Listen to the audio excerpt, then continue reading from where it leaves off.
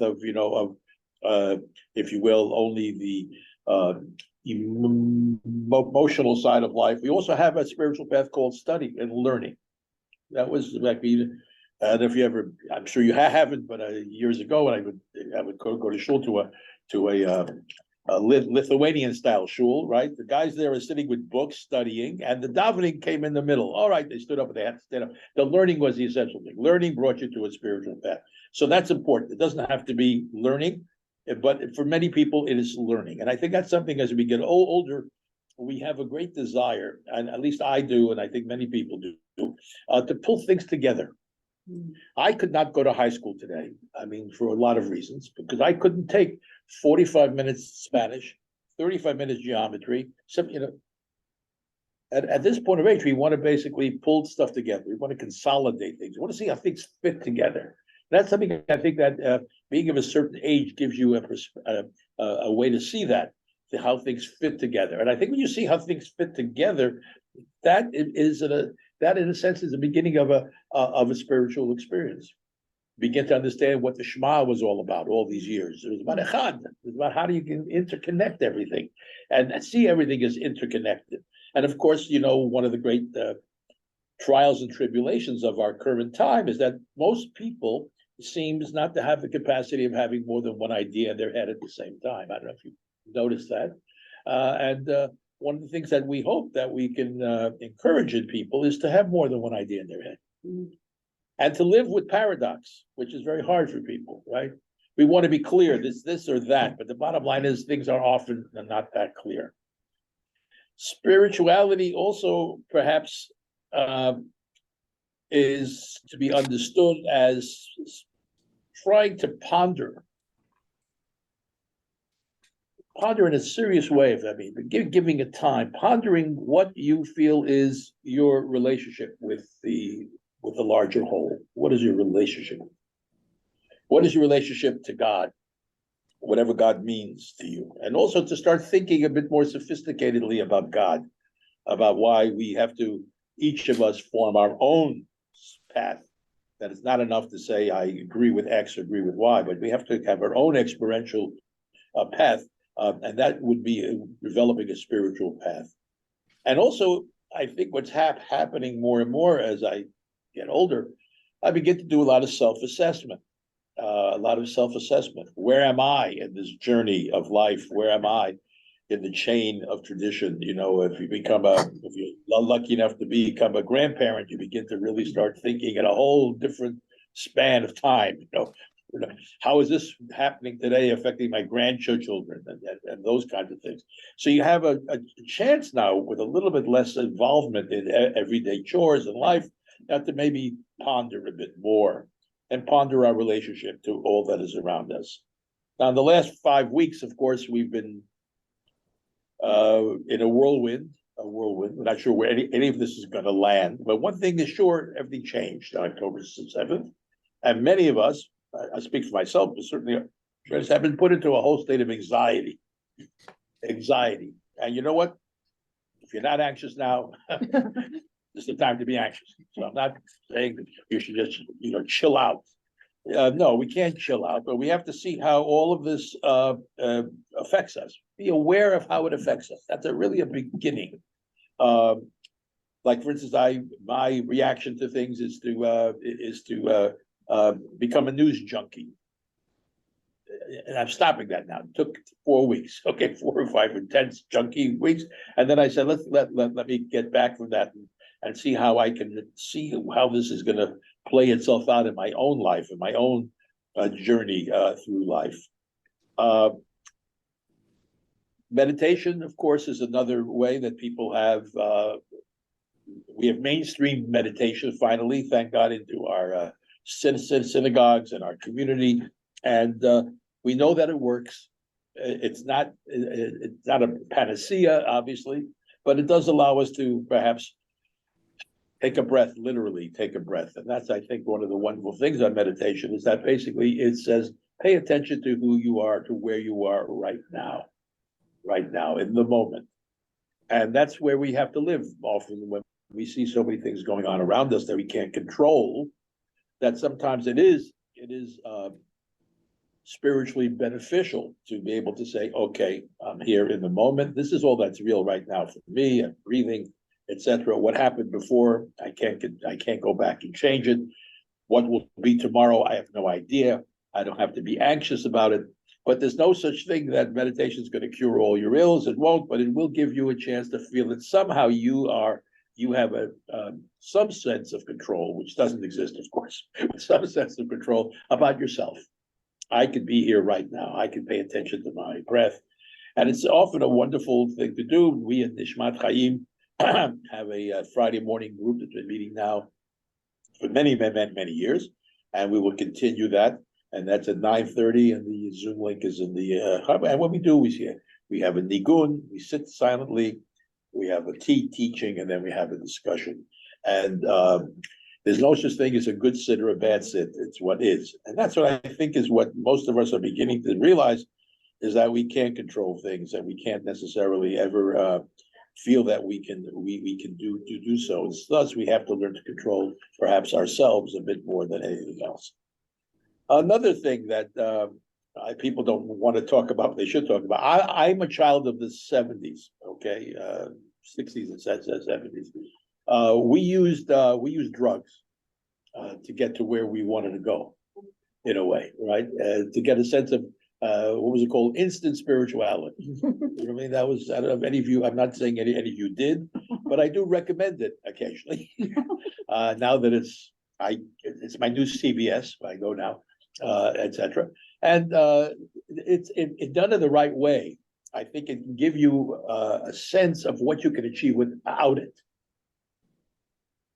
You know, when I started doing meditation in a very more intense way, I realized, oh, I get it. This is what I was striving for, and I don't have to use something outside of myself in order to get there. But drugs did play an important part of this spirituality movement that went beyond individual religions against individual identities. There was something about the spirituality that one would get in the drug culture, as well as another place where, you know, we don't think about it perhaps as much, but I often wonder what gets people so excited when they go to a rock concert. It's like a religious revival. You see all this energy coming from that, and you begin to say, well, what is it? And what it is basically something that we can be happy about and sad about, is that there's something about being part of something larger that also is spiritually fulfilling. And that's why many of us who are in the Jewish tradition want to attach ourselves to that long history. And it gives us a sense of our spiritual connection to the past, as well as our role in being the spiritual connection to the future. So I would say that when somebody asked me what's spiritual, because as I started with, I don't know what the word really means, come a phrase, you know, spirituality. But what I would say is that if you can remain, if you have not been, I assume most of you have been, most of us have been, if you can remain curious. What's curious? What does curious mean? It's the basic way that we, as Jews, have historically approached everything we've encountered. We've encountered it with curiosity. We take the Torah and we deconstruct it when we do a study session, and we put it back together. We're curious what was going on. The rabbis is all about curiosity and imagination. What went on in between the lines in the Torah? Why didn't it say something about X or Y? You know what? So what could they have said? So we make it up. And this idea that you can make it up, that you can try to find a way to appease your curiosity by looking behind and realizing, and this is probably one of the most important things that people tell me when they talk about spirituality with me, is that, you know what? What's peeking out from behind all that I see? Is all that I see is all that I get, or is there something peeking behind? Are you curious to pull away, the term used in the mystical tradition, are you curious about pulling away the veil? That's the term that's used, pulling away the veil.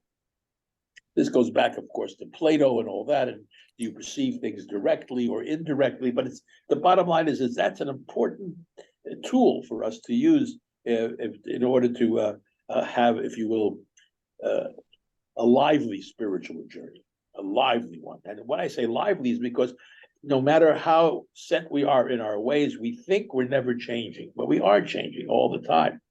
And that's why meditation is a helpful thing, because it's something you can do throughout your life.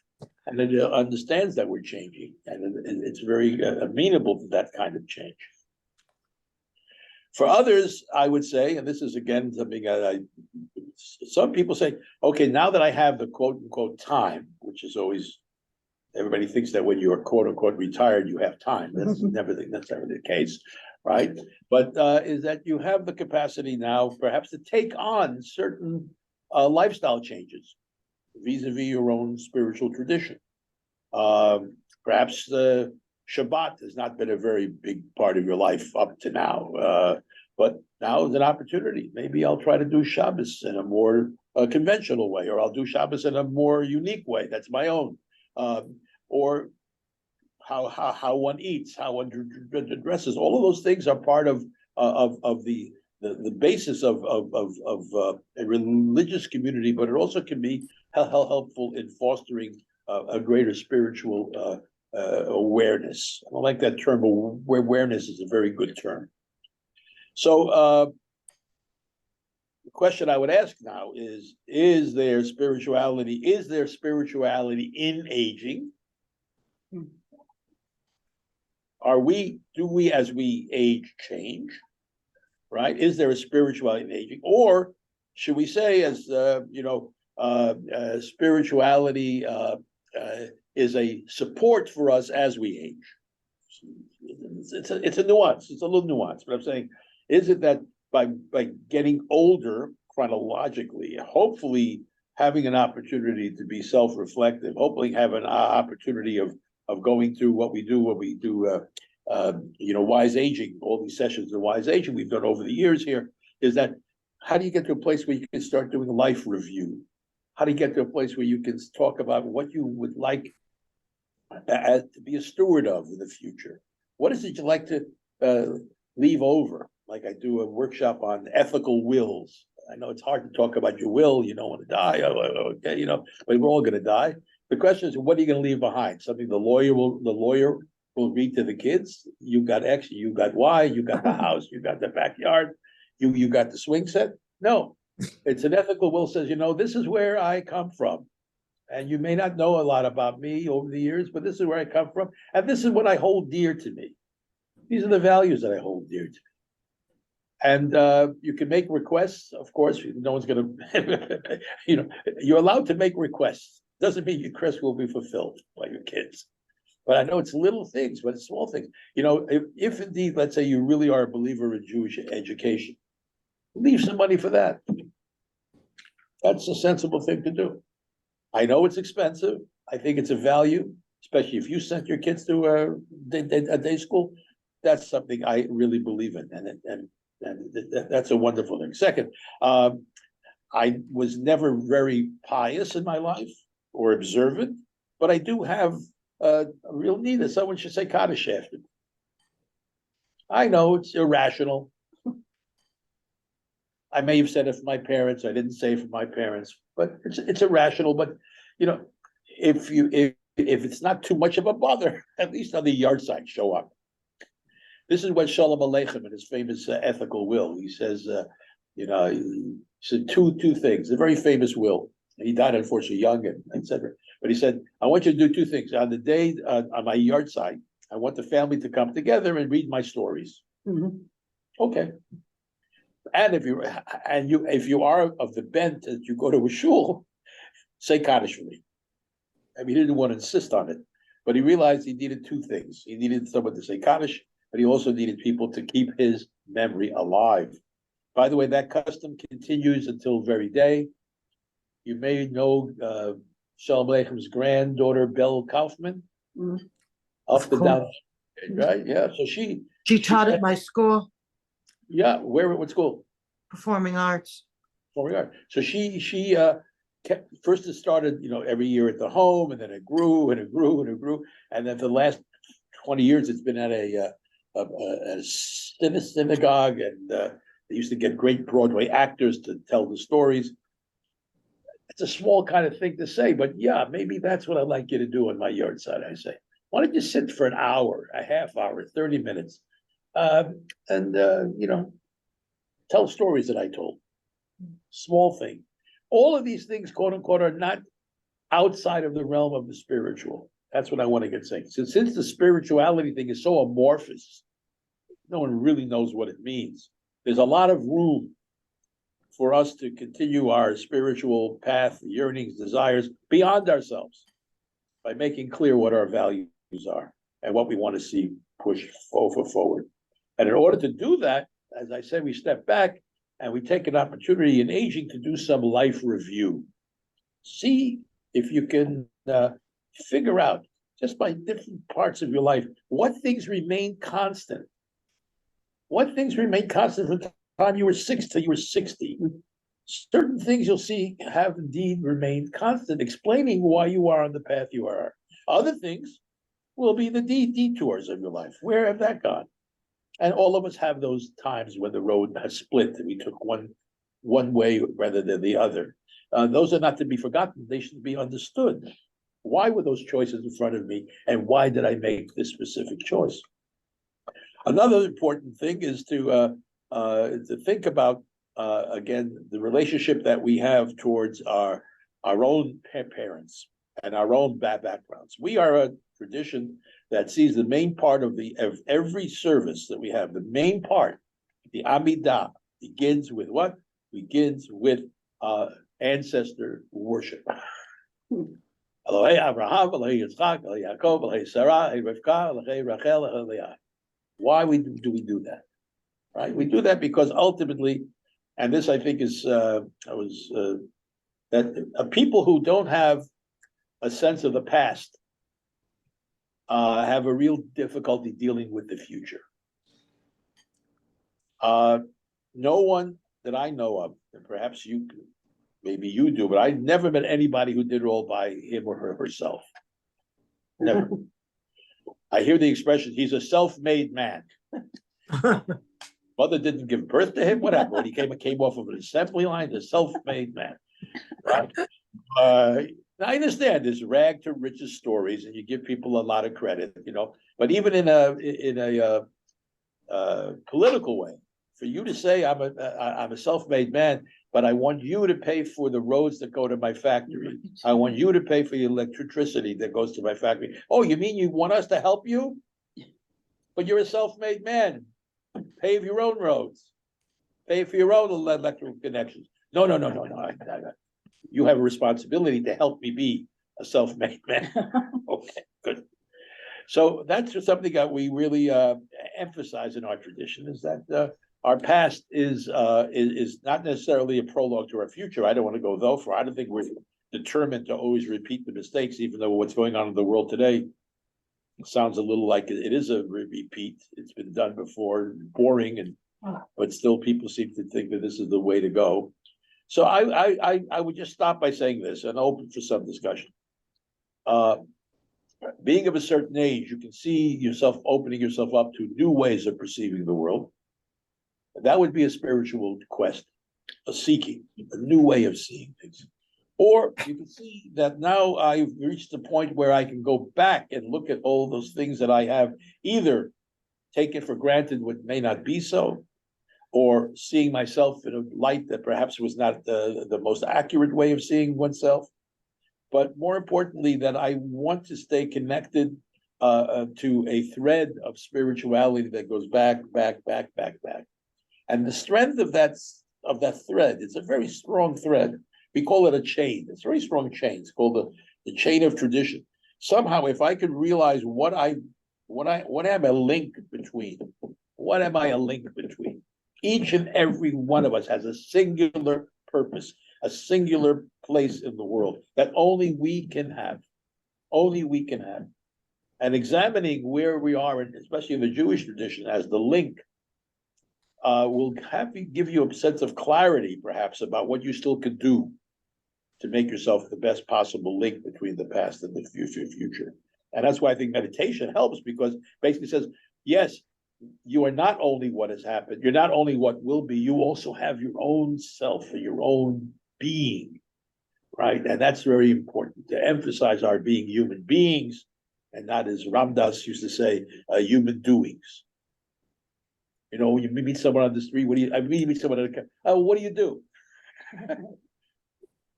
It's not a Shabbos question, by the way. You know, it's not a Shabbos question. So he said, like I went to stop my mailman, I do mailman on the street, and I was walking, it was during the summer, and I looked at him, I said, hi, what's your name? Rudy, hi, Rudy, are you happy? No one ever asked me that before. Oh, I'm sorry, are you happy? And he, gave it a look and he said, yeah, I'm pretty good, but this is not going to be the end for me. I have something that goes beyond being a postman. So, good. You have something you want to go towards? Yeah, I'm happy that I have that opportunity.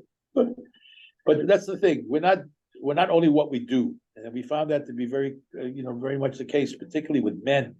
Men identify so totally with their jobs that when they come to the age of our age of retirement and stuff like that, they feel somehow that they're going to give up their entire selves if they, stop, going to the office or whatever they do.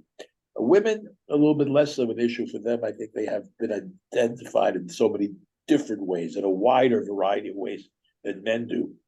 But after all is said and done, you're never too late to begin the process of pondering your existence. If you come up with an answer, please, I'll give you my email. You send me right away an email saying, Reb Moshe, thank you. I pondered, and this is it. And you know what? You might get to what you think it is, and that's great. Hold on to it. But the bottom line, without having the capacity to sit, ponder, to wish, but also to be realistic about what is your role in that chain of tradition, I think it'd be a very much a spiritual path, something you will trot again and again and again and again. And is there an end to the path? No one sent me a postcard yet, so I don't know. But I'll let you know if someone does send me a postcard. Because ultimately they ask the rabbi all the time, Rabbi, what happens after you die? Well, so I always say, you stop paying dues.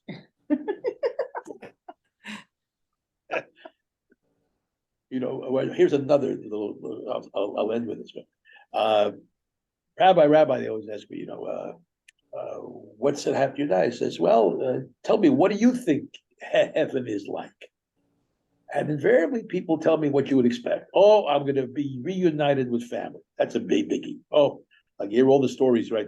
Your Bubby Azadi is standing at the end of the tunnel saying, don't come yet, you're too young. And then you have a near-death experience, right? You hear it all the time. So, yeah, that's one thing. Oh, family's going to get together. So great. What else? Well, it's going to be a place where we'll be able to basically be free of all responsibilities. That's true. Okay. So I say to them first, I say, very nice. Whatever you think heaven is, can you do that while you're still alive? Be close to your family, build it. Can you act responsibly in a way? Can you be in the world in a new way while you're alive? Because ultimately, there is no up and there is no down, there is no heaven, there is no hell. As one of the Hasidic rabbis said, you make it here. You make this life heaven or you make this life hell. And that's one thing I love about Judaism, is that it's saying, don't operate with this idea that everything you are doing here has to be rewarded there. That was a big, important thing that came up in order to alleviate people from suffering. You're suffering now, it isn't fair, but you'll get your just desserts, right? Because ultimately, we do look out for the world and the innocent suffer. We know that, we see it every day.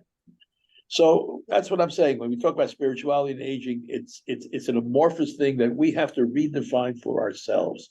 You can't join a spiritual stream. You have to do your own little swimming, your own way till you get to. You may then again be able to get into something larger than yourself. That's fine. But meanwhile, each of us have to do the work. thank you for joining me today. I'm glad we have Zoom. This is an amazing thing. Thank you. So, Marilyn, first of all, how are you? Doing okay, ups and downs and Yeah, it's a tough couple of weeks we're in, yeah? yeah, very tough personally and the world. Yep. Yeah, I'm Yep. sorry, I'm sorry. Everybody well, I hope. In my family, thank God. Yeah. Okay. Marilyn Yeah. was with us for many years as an active member, and then she moved. She had the audacity to move, but she's still close to us, which is nice. Had to follow my kids. Yes, that's half of the building next door here, 50-50. Our people were following their kids there. Yeah. All over. Yeah. It's different, but it's Yeah. a slow adjustment. I've been here almost 3 years, but I'm still very connected to, I lived in Boston for 52 years. Right. Right. You got used to it a little bit. You got used to it. Right. Yeah, I not just got used to it. It's home to me, Yeah, yeah. I understand very much. Where do you live now, Marilyn? Ridgefield, Connecticut. It's in Fairfield County. I'm Oh. on the northern Westchester, New York border, like Katona's 5 miles from me. Right, yeah. All right. Lovely. And the town is beautiful, and there is a shul, and there's a Chabad and a Reform. So we've got, but the whole, and You got it's the whole gamut there, yeah. yeah, it's fine. It's adorable. It's really sweet. But I have to transition back to being in the New York metro area. TV is New York, the sports are New York, everything is New York oriented. It's New Yes. York. That's right. The highways, the this, the that, it's just different. It's just like I did grow up in New York, so I'm not that far Right. from where I grew up. Right. So here's this. Thank you, Marilyn. Roberta Sure. moved here recently. From where, Roberta? Yeah, no, I did exactly the opposite. Oh, That's what I'm saying, I right. I lived for 33 years in Southern Virginia, and but went there for a job. My husband and I were both teaching there, and our children moved, when it was a fairly small place, and they all moved, and my daughter is up here. And so when she became pregnant, she was really interested in having us move. We had just retired, and so that's how we got here. makes sense. Yeah. Do you like it? Yes. Yeah, no, I like it a lot. I knew I wouldn't stay where I was, and we did do a transition year. We lived in Manhattan because I was working at the Center for Jewish History. Oh, But my husband especially didn't like Manhattan, and then my daughter gave me that phone call, and so we moved here. Yeah. wonderful. What do you do at the Center for Jewish History? What did you do there? I was finishing up a book on teaching Jewish American literature, which Good. I finished. That was like my last project as a professor. Yeah. Wow. So let's Great job. discuss that. Let's discuss a little bit about where you feel you're looking for something now that you're at a certain place in your life journey. Have you noticed that things have changed for you once you sort of quote unquote, I don't like the word retired, but once you decided to take more control of your life in a way, if you can take any control, I'm saying. Anybody coming up with new ways of seeing things? Or getting wiser and saying, "Oh, I don't know that I'm getting wiser, but one of the things that I was looking for was a Jewish community where the temple had more of in addition to having observance and rituals, it had more emotional impact, as opposed to running through the prayers, and doing that. So, and I think that was really even in the 60s and the 70s, all of the Jew-boos, I mean, what they were looking for was a religion that had emotional impact. Right. And most of us, who went through sort of 50s and 60s bar mitzvahs or bat mitzvahs, or even just going to Hebrew school. I mean, I went to Hebrew school for years, and we went 3 times a week. So, but it was extremely rote, and didn't at all meet my needs. I mean, I would ask about things like, what does this mean?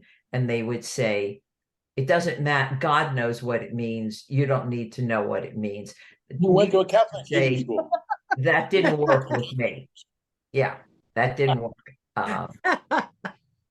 So, I needed to know what things meant, but I also wanted to have an experience as opposed to just some sort of rote going through the motions. Well, that's why TBZ was founded. When I did it 25 years, that was the reason. That was because I had been a shtickle Jew already. That was Reb Moshe was my Rebbe, and he said every shul should be an R&D shul, and you have to get them on different levels. You can't just be aiming for the head; you got to aim for the heart. And Baruch Hashem, no, can I say we're alive and well. I And, can't find it here. no one can. You have to start it yourself. Yeah. Well, the one thing I found when I was in Virginia, what I did for years was I zoomed in to Romamu. Yeah. Because Yeah. Romamu was one of the first synagogues that was, I mean, it was online way before the pandemic.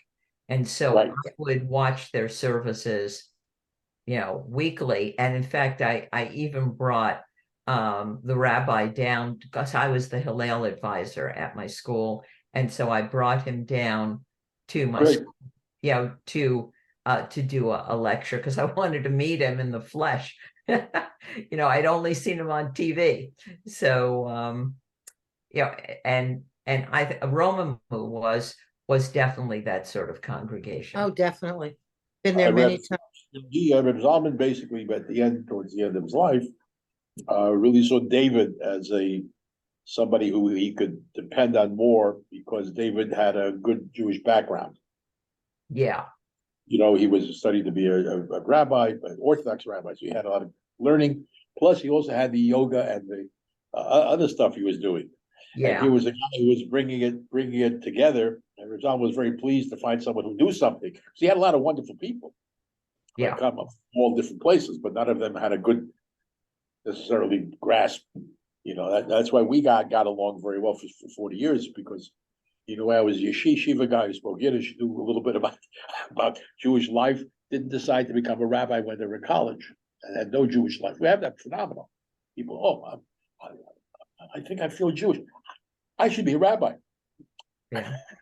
I mean, what the, David had, and I think I can see at TBZ too, is that it's like a synthetic imagination.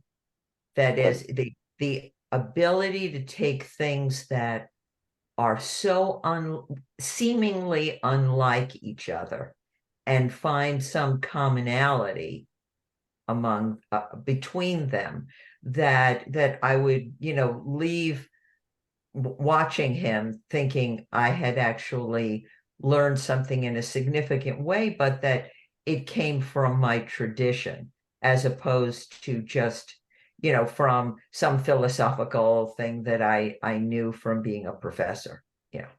That was second. No, I agree. I think that's one of the important things that renewal did. Reb Zalman didn't want renewal to be a separate denomination, quote unquote. Yeah. And he said, we don't need that. The job of renewal is to renew what's already existing. Yeah. And it's amazing to see how much of renewal stuff would come into conservative, into reform, even into the Orthodox. It's a fascinating thing because he didn't see it. That should be a separate thing. It should be an approach. That's what we call it. It's an approach. How do you get, I think David does this. So how do you get down to the primal energy of all of this? Right. There is an energy, some primal energy. How do you get to it? So you're doing a mitzvah, quote unquote. whether it's a small thing or a large thing, you see how it connects with the whole. And I think that's very comforting, But especially. it's interesting that the TBZ retained its independence, and Romamu affiliated with the renewal movement. David Yeah. worked on us for a long time. David would call me and say, well, we need to have you, and you'll be one of them. I said, you know what worked for us is being unaffiliated. Yeah, And that worked, and there's no need to be labeled. So I'm saying, I think even renewal made a big absolutely. mistake. I think we should have just say we're independent congregations. And Absolutely. now that's more common than ever. Beginning, this was a big deal. Oh, you're non-denominational. How are you going to make it? I say, well, we'll struggle. We'll make it. Right. So as I say, people have come here because they're spiritual seekers, and I think that's really the important thing. That we're a place that says there's no destination really. It's a process of seeking. Yes, please. I'd like to just say something. Please. My name's Elaine Bacall. I'm a new member. And this is kind of ironic to me because we decided to join the temple because we didn't belong to a temple. We were going to my son's temple in Needham on the high holidays, and that was it. And I was taking classes at Temple Israel and stuff. But I felt a real need to be in a Jewish community. Even though I lived in Brookline and it's a Jewish community, I felt like I needed to belong to something, especially after the pandemic. We felt so isolated, and I was tired of Zoom and everything. And I said, I really need to be with Jewish people. And I was hearing good things about TBZ. So I said, and my husband and I have never been temple goers. I don't know how to pray. I have to learn how to pray. But You can pray without learning. You don't need words. I'm starting to learn, but I never thought I would even be interested in learning about praying because I didn't grow up in that. But so I joined for community. But what I'm finding is I'm enjoying the services so much.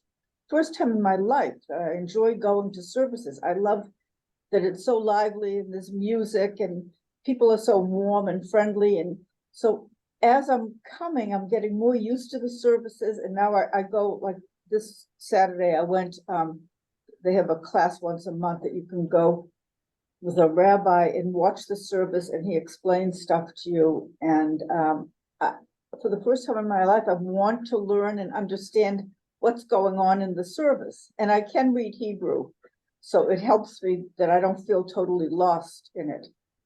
But I'm feeling more spiritual because I want to be in the services, and it's partly being with other Jewish people, and partly I love the music, I love the singing. And I used to say to my husband all the time, whenever we saw a movie with like a church group, a gospel church Choir, yeah, a gospel, a black church where they're singing all the time and they're all excited and happy in the service. I said, why can't our Jewish services be more fun like that with good music and everybody joining in the singing? I mean, it just feels so much more alive to me than any services I ever went to before. And it makes me feel. She's a poster child now. We're taking your picture and I having your swear to God. testimonial. This is like the best thing that's happened to me in years, that I feel like I have a place to go to. And then I found, they have a poetry group, and they have like these classes. I mean, I learned so much just in this past hour, and very thought-provoking. So it's like feeling of community, it's learning and thinking and praying. And I'm gonna learn how to pray.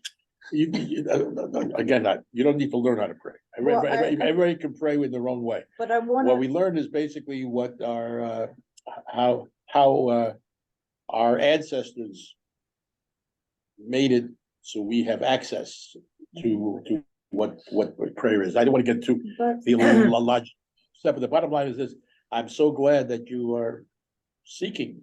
Yeah, that's for me. That's the God's I wish desire. I had joined. I wish I had known sooner, but we wouldn't have joined during the pandemic anyway. But Yeah. I also live near Griggs Park, and I saw a couple of times in the summer. We do there. They do a service in Griggs Park in the summer, and I went out. I heard some singing on a Friday night, and I went out and I said, "What's going on here? This is a Jewish service. Who are these people?" We're probably Jews. We're probably Jews. Possibly. No, it was TBC. I know. So You I know, was- have you ever gone to the Eat, Pray, and Learn on Wednesday morning? You should try that. Yeah, that's very good. That I just joined that, and it's great. It's What did you do there? You it's learn to eat, the pray. so You learned it's to pray, it's like or- 8 to 10 in the morning, and it's like a morning prayer group, but then we have breakfast, and then we're reading this book Dishuni, which is like feminist interpretations of the Bible. And it's really interesting, and there are probably about 15 to 20 people who come every week, and it's Any men? yeah, maybe two. Is Yeah. that at the temple? Right Up here. to the It's at Temple. It's a Okay. temple, and we're meeting this week, and they have extra copies of the book. I'm a new member too.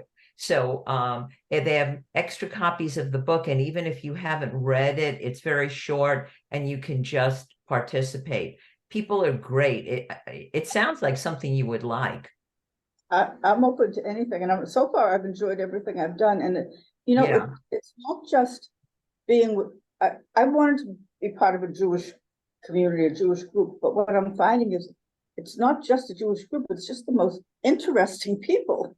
You That's know, right. Everybody's it's very ama- self-selected. amazing people belong to this temple. You know, everybody is so, everybody I've met anyway is involved in something and interesting and pretty learned, you know, and you Yeah. can learn so much from people here. Absolutely. I did one of the great successes, if I can toot my own horn a little bit, since I'm about to officially retire at the end of December. You are? Excuse me? You are? Well, You're I've been semi-retired for about 5 years now, you know. Well, but I I'm know, but I'm- totally. I still can do everything I do as a civilian. You know what I mean? It's not like, you know, but the bottom line, the biggest, and my feeling of great success is precisely that people have become friends. We have cohorts of friends created, initial Mm. people who will be friends for the rest of their lives, young people in the 40s who make friends forever. For me, that's really a tremendous thing for me. But December Can I 16th, just speak to the original question? December 16th, there's going to be a little thing for me or against me. I don't know. Havdalah, they're doing a little goodbye, official goodbye, you know, that kind of. When will this be? December 16th, the Saturday night after Hanukkah. Because I get That's the reason. I get the weekly, I mean, and we're still members. I'm Did I still see getting that? everything. I You didn't should have see seen it.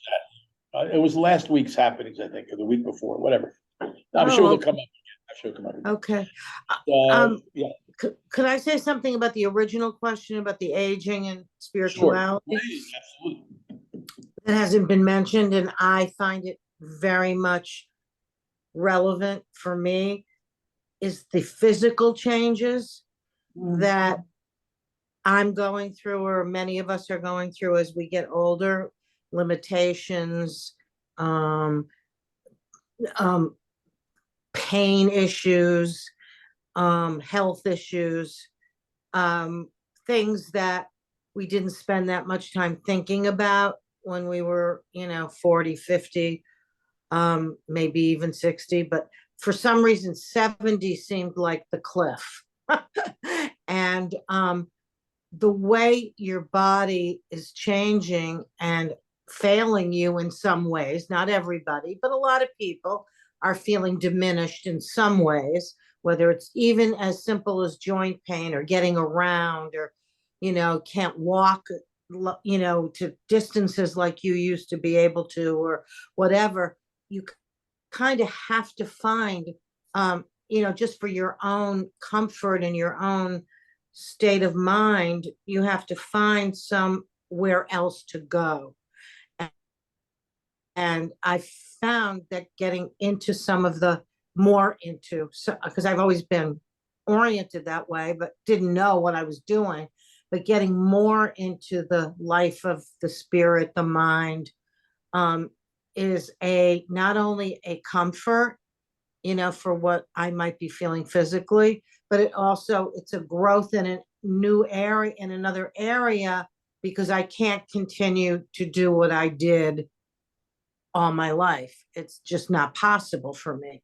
So I think it's important to explore um, this world, this world that Reb Moshe is talking about, because it's like a refuge in a lot of ways.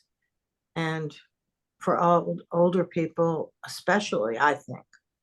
Well, I think the first and foremost thing that one can do without too much effort, even though maybe it's good to have effort, is to realize that that study is so much more accessible now.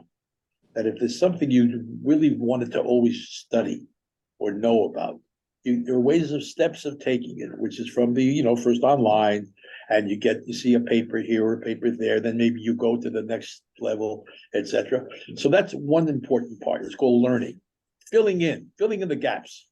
There's a program in Boston that, as you may have heard of course, Marilyn, you heard of, called Maya. I was in it.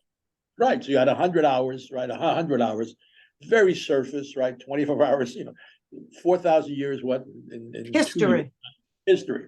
But for many people, they came and said to me, well, I never understood how I fit into all of this. As I mentioned earlier, when you get older, you want to see things fit together. It's satisfying. The young person may not appreciate Maya, but an older person, oh yeah, I get it now. I get it now.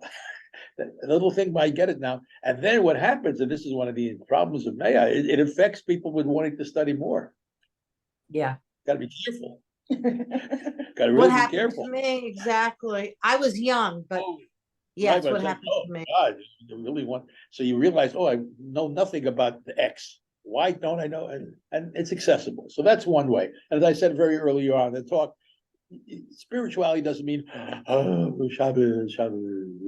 Spirituality can be studying, learning or studying Talmud, learning how to study Talmud. Talmud is now available online.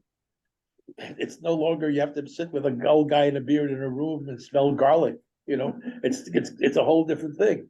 So people tell me, Rabbi, it's not accessible. I said, you haven't looked. What do you mean it's accessible? So that's one way. So that way I think is a beginning. Like I'm interested in meditation. That's good too. For many years at UMass in Shrewsbury, in Worcester, UMass Medical School, program started by John Kabat-Zinn, name you might know, who was one of the insight meditation teachers on pain issues, the pain clinic. And it was for people who were having major pain issues, but didn't want to take only drugs as a way to deal with it. But they didn't want to walk around, foggy all the time, right? So he introduced them into meditation. It doesn't cure your pain, but it creates spaciousness around your pain, where you no longer define yourself by your diminishment. That's what happens, especially with back trouble. Oh, it's my back. And then everything focuses on your back. And you begin to realize that there's spaciousness to be created by sitting and breathing and realizing that even pain will pass, it will come back, it will pass, it will come back. That's the nature of things. The nature of things. So I think that's a very helpful thing. That's meditation. So you have meditation, you have learning. And the third one I would say is very much what we heard here is basically, how do you find a vibrant community? Because our tradition doesn't believe that spirituality is created by sitting on a hill by yourself, in a hut. That's, that doesn't jive at all in our Jewish communal life. You have to be in community. And I think that's those are the three things. It's not always easy to find all those three things, but the first two I think you can find. Learning and meditation, you can find. It's there. Vibrant community, okay, depends where you are. But those are two ways to begin. And as I say, for many of you and many of us at this age, it's not that we're starting something brand new. We're just saying, okay, now that I have some of these tools, how do I now can react to what's going on around me? How do these tools help me? And especially in these days of tremendous anxiety, meditation does allow me a little bit to, as I say, take a breath. Literally, take a breath. So, because there are certain things I can't control, and we're realizing that more and more and more, you can't control it.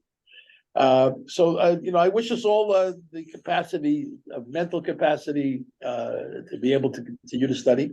I think that's really I'm talking to an academic. She understands what I'm saying. Studying is pretty much a lifelong thing, not something that gets stopped. And the second one is to learn perhaps to find a place of stillness, So to go from loneliness, which is a big plague now, the plague of loneliness, to go away from loneliness to a sense of solitude, a very different thing. Solitude can be a place where you build. Loneliness is a place where you're always needy, that kind of stuff. It's a different way of understanding it. Hopefully, many of us will have spouses that will live to be 120 with us.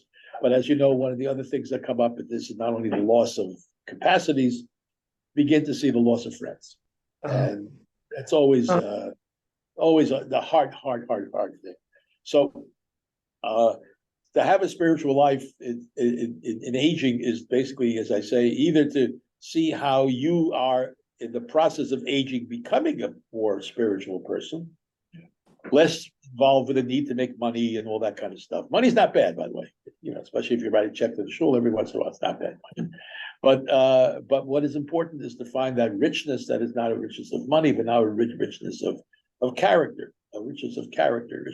What have I learned from all this? That's what I'm saying. When you do your life review, what have I learned from all this? Did I get something that I really want to pass on? And if so, what can I do to pass it on? And I wish us all, the main thing is, as we say in the Yiddish, gesund, that's it. Be healthy. And I wish to see all of you more often. I'll be around, and hopefully you'll be around. And take advantage of every opportunity. That's all. Take advantage. Don't sit back and say, later. You get to be a certain age, you shouldn't say later. Absolutely. Yep. That's what I'm learning that. This is it. You've saved up for this rainy day. Your whole life. You've worked to say, I'm going to save it up for a rainy day. That's not only me financially. I've saved up all of what I've got for a rainy day when I'm going to need it. And we will hopefully use it well. Thank you. Thank you. Hope Thank you enjoyed you, Reb Moshe. Great to see you. Enjoy your lunch. My best to Steve and everybody, please. Thank you. Thank you. Bye-bye. Bye-bye.